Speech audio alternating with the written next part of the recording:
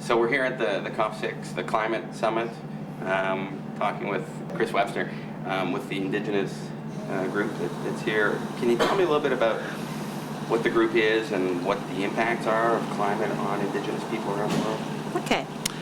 Yes, I'm Chris Webster, and I'm from Aotearoa, New Zealand, and I'm a member of the Waikato people, one of the 7 or 8 main tribes in New Zealand.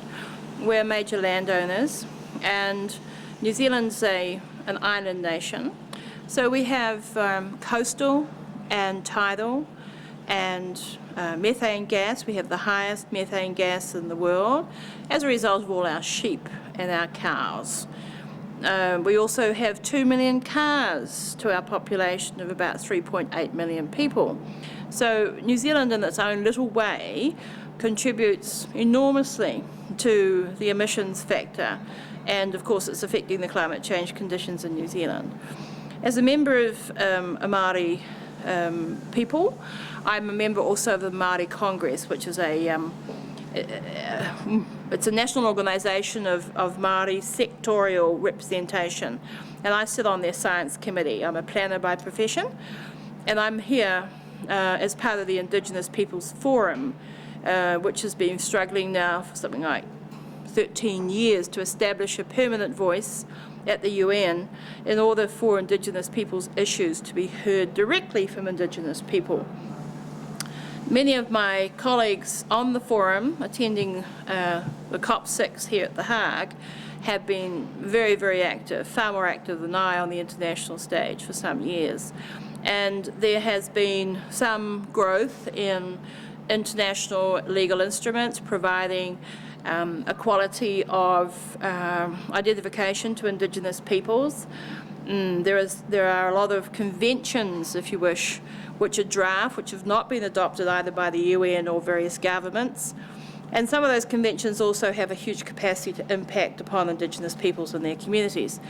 Somehow, within each country, Indigenous people seem to be marginalised for some reason. I'm not too sure why. We all pay taxes and we all contribute. We're all born in the same country.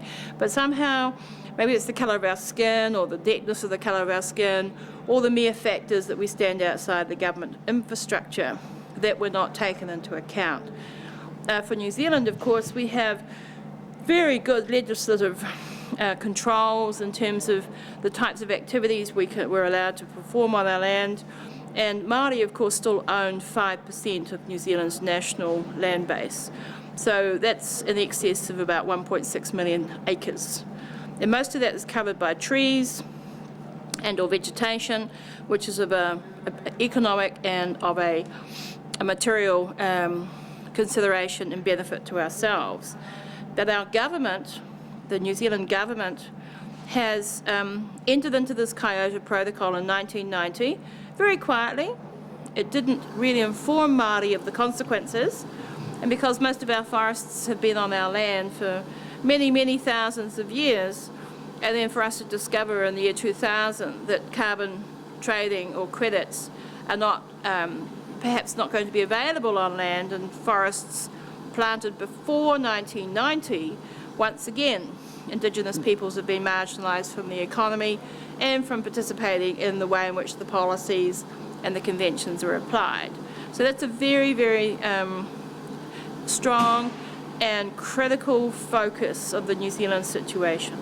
Now, are you starting to see any impacts already of climate change on the land or on the animals or the people? In terms of New Zealand's coastline, yes we are. Before you could have relatively cool water some 30-40 metres offshore. Now it's bath water temperature. Now we're getting red tide, such as that Canada suffers. Now we're getting, global huge storms, cyclones. I mean, cyclones in New Zealand is just unheard of, and it wreaks immeasurable damage economically. It destroys the local infrastructure. Soil erosion has now become a major factor in managing of land in New Zealand, and it's impacting upon the areas where Māori live most. Not that nature decrees, where the boundaries are, but because the economy itself is so poor, it takes a long time to rebuild And of course, governments are quite keen to rebuild to the previous level. So if the level was subsistence, that's all the government is willing to provide or rebuild to. So what are you saying to your to the New Zealand government? Are there specific proposals or things that you'd like them to do? Well, first of all, there's the participation factor, and I think that applies to all of us here at the Indigenous Peoples Forum. We've got to have input. We've got to be able to put our own point of view. We know our land, we know our conditions, we know the types of things which are bad for the land. We know that, you know, continual redeveloping and continual reforestation on land without resting it damages the soil and the topsoil blows away. So there are some real basic fundamentals that somehow politicians overnight become farmers, and farmers with absolutely zero knowledge. So yes, we're very active at home, and of course I'm very active here in the UN, here in The Hague, being part of this independent Indigenous Peoples Forum. And as a consequence of my being here, I've been able to raise perhaps the notion of the tokenistic attitudes of the government toward Māori in New Zealand in terms of consultation. They do claim that, you know, they're good treaty partners and so forth. Well, I come here and I don't see one word recognising people. I come here and don't see one word recognising Indigenous people.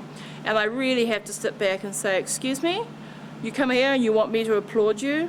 So yes, I'm very vocal about the position in New Zealand. Thanks, Chris.